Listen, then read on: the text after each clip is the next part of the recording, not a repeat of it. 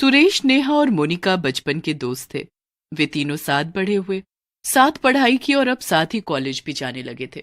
सुरेश नेहा को पसंद करता था। एक दिन वो नेहा से अपने प्यार का इजहार करता है और नेहा उसे स्वीकार कर लेती है। दोनों के परिवार वाले भी इस रिश्ते के लिए राजी हो जाते हैं। 2 दिन बाद शादी का कार्ड मोनिका के घर पहुंचता है। मोनिका ये देखकर हैरान हो जाती है और उसे बहुत गुस्सा आता है। ऐसा कैसे हो सकता है? सुरेश नेहा को कैसे पसंद कर सकता है? सुरेश को तो मैं पसंद करती हूँ, उससे मेरी शादी होनी चाहिए। ये नेहा बचपन से ही मेरी पसंद की चीजें मुझसे छीनते आई है, चाहे टीचर्स का प्यार हो या क्लास रैंक, और अब सुरेश भी। नहीं, मैं ऐसा नहीं होने दूंगी।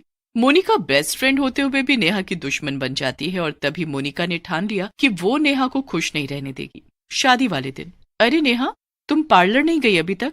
तैयार कब होगी? हाँ, बस निकल रही हूँ थोड़ी देर में। बस सामान इकट्ठा कर रही थी, साथ ले जाने वाला। अरे ये सब छोड़ो और चलो, मैं तुम्हें एक अच्छे से पार्लर में ले चलती हूँ। तुम एकदम परी लगोगी आज शादी में, देखना। मोनिका नेहा को पार्लर का बोलकर एक सुनसान गली में ले जाती है। अरे ये कहाँ ले आई हो तुम मुझे? यहाँ तो कोई पार्लर क्या कुछ भी नहीं दिख रहा। ओहो, तुम चलो तो सही। तभी मोनिका एक पुराने से खंडहर में नेहा को ले जाती है, जहाँ एक तांत्रिक बैठा होता है। बड़ी देर कर दी तुमने, पर चलो, अब ये आ ही गई है तो इसका कार्यक्रम चालू करते हैं। मोनिका नेहा को जोर का धक्का देती है। नेहा तांत्रिक के सामने जलते हुए हवन कुंड के आगे जाकर गिर जाती है। मोनिका और तांत्रिक जोर जोर से हंसने लगते हैं। नेहा को कुछ समझ में नहीं आता कि क्या हो रहा है। नेहा तांत्रिक पर कुछ भभूत फेंकता है और नेहा के अंदर एक प्रेत आत्मा का वास कर देता है। नेहा एकदम बेहोश पड़ जाती है। फिर जब उसे होश आता है तो ये मेरा शरीर नहीं है, मुझे मेरे शरीर में जाना है। इधर शादी की रात को मंडप पर सुरेश नेहा का इंतजार कर रहा था। तभी वहां लाल लहंगा चुन्नी पहने दुल्हन आती है और मंडप पर बैठ जाती है। शादी की रस्में शुरू हो जाती हैं और अब समय था सिंदूर लगाने का। जब सुरेश सिंदूर लगाने के लिए नेहा का दुपट्टा उठाता है तो वो हैरान रह जाता है। मोनिका, तुम यहाँ क्या कर रही हो? यहाँ तो नेहा को होना चाहिए था, तुम यहाँ कैसे? क्या मतलब मैं यहाँ कैसे? मैं तुमसे प्यार करती हूँ और तुम्हारी शादी तो मुझसे ही होनी चाहिए थी, इसलिए मैं यहाँ पर हूँ। पूरे हॉल में शांति छा जाती है। पर सुरेश की माँ, जो कि थोड़ी बीमार थी, उन्होंने बोला, बेटा शादी हो गई है, अब तुम्हें इसे मंजूर करना ही पड़ेगा। अब जो हो गया सो हो गया, अब तुम्हारी पत्नी मोनिका ही है। उसी रात को जब मोनिका और सुरेश अपने कमरे में आराम कर रहे होते हैं, तभी वहां पर चुड़ैल आती है। चुड़ैल मोनिका के पास जाकर उसके पैरों को छूने लगती है। तभी मोनिका बहुत तेज चिल्लाती है, अब पता नहीं ये कौन सा नया ड्रामा है इसका। चालबाज औरत। तभी चुड़ैल मोनिका के बेड के नीचे से होते हुए उसकी चद्दर में घुस जाती है और मोनिका का गला दबाने लगती है। मोनिका फिर बहुत तेज चिल्लाती है। तब सुरेश मोनिका पर गुस्सा करता है, मेरी जिंदगी तो तुमने वैसे ही बर्बाद कर दी है, अब मुझे तुम चैन से सोने दोगी कि नहीं? तभी चुड़ैल वहां से चली जाती है। मोनिका समझ गई थी कि यह नेहा ही है जो उससे बदला लेने आई है।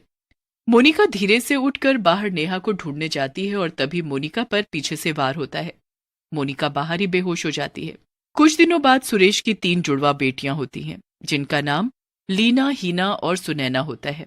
वो तीनों बेटियां बहुत ही सुंदर होती हैं और उनके जैसी सुंदरता दूर दूर तक किसी में नहीं थी।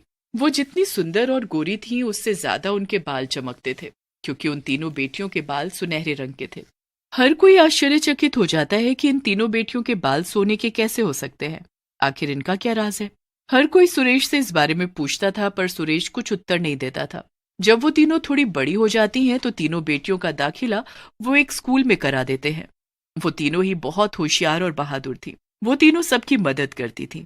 एक बार तीनों बहनें एक जंगल से गुजर रही होती हैं कि तभी उनको एक बूढ़ी औरत पेड़ के पास मिलती है।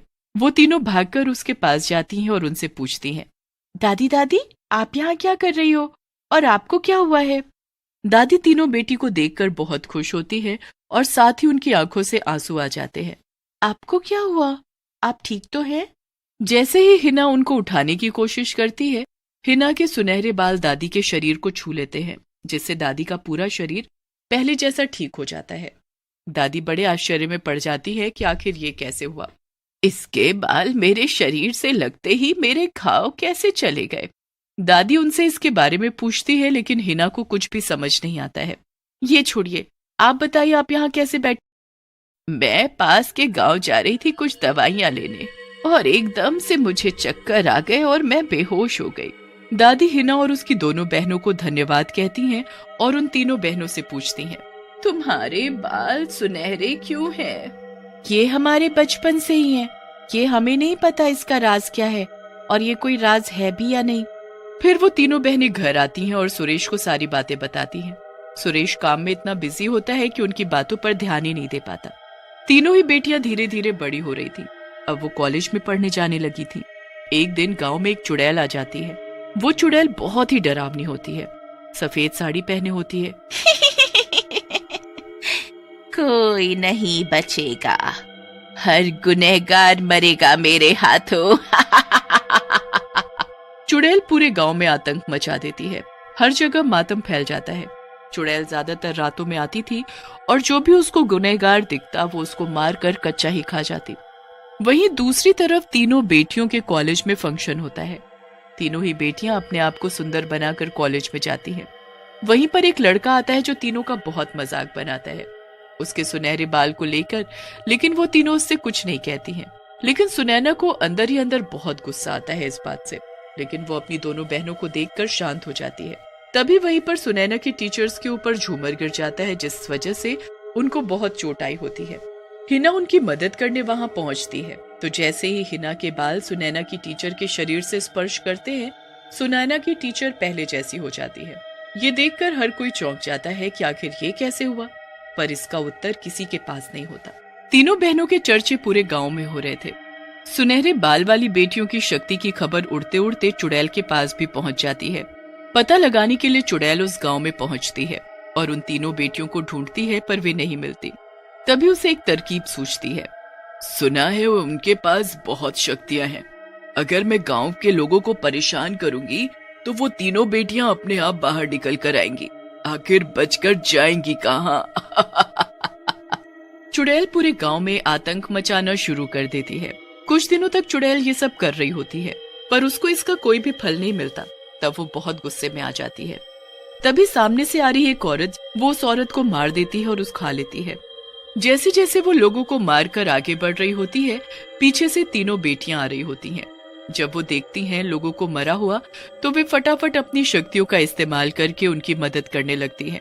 वो सबके शरीर में अपने बालों को छुआ देती है, जिसकी वजह से ये लोग पहले जैसे हो जाते हैं। जब चुड़ैल वापस उसी रास्ते पर आती है तो वो देखती है कि जिन जिन लोगों को उसने मारा था वो सब दोबारा जिंदा हो गए हैं।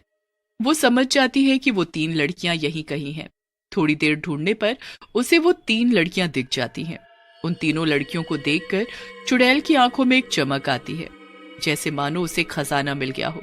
चुड़ैल छुपकर उन तीनों का पीछा करती है। कुछ दिनों बाद सुरेश अपने परिवार को लेकर घूमने जा रहा होता है। एक सुनसान सड़क पर चुड़ैल सुरेश की कार का टायर पंचर कर देती है और कार को वहीं रोक देती है। वो चुड़ैल एकदम से कार के शीशे पर आकर बैठ जाती है। ये देखकर मोनिका बहुत तेज चिल्लाती है और सुरेश भी एकदम घबरा जाता है। चुड़ैल सामने शीशे से बस अपना सर दिखाती है और फिर उल्टे कदम सरकाते हुए इंजन पर आकर खड़ी हो जाती है। वो डरावनी आवाज निकालते हुए हंसने लगती है। मुझे मेरी बेटी वापस दे दो, मैं यहाँ उन्हें लेने आई हूँ। सुरेश कुछ समझ नहीं पाता, पर मोनिका कुछ भांप जाती है। ये क्या बकवास कर रही है तू? तेरी बेटी कैसे? ये हमारी बेटियां हैं। ये तुम्हारी नहीं, ये मेरी बेटी है। मैंने इन्हें पैदा किया है। मोनिका को थोड़ा अंदेशा हो गया था कि वो चुड़ैल और कोई नहीं नेहा है, जिसे उसने तांत्रिक की मदद से चुड़ैल बनाया था। जब तुमने धोखे से सुरेश से शादी कर ली थी, उस वक्त वो चुड़ैल मैं ही थी जो तुम्हारे कमरे में आई थी, और जब तुम मुझे ढूंढने बाहर गई थी तभी तुम्हारे बदले सुरेश के साथ मैं थी और तुम बाहर बेहोश पड़ी थी। इस हिसाब से ये तीनों मेरी बेटियां हैं। ये सुनकर मोनिका हैरान हो जाती है। जैसे मेरी जगह पर तुम मंडप पर बैठी थी, वैसे ही तुम्हारी जगह पर मैं सुरेश के साथ थी। सुरेश को कुछ भी समझ में नहीं आ रहा था। वो तीनों सुनहरे बालों वाली बेटियां भी कार के बाहर आकर खड़ी हो जाती हैं। चुड़ैल नेहा सुरेश के पास जाती है और रो रो कर उसको सारी बातें बताती है। सुरेश को इन सब बातों पर विश्वास नहीं हो पा रहा होता है। सुरेश विश्वास कर लेता है चुड़ैल की बातों पर और मोनिका को जोर से थप्पड़ लगाता है।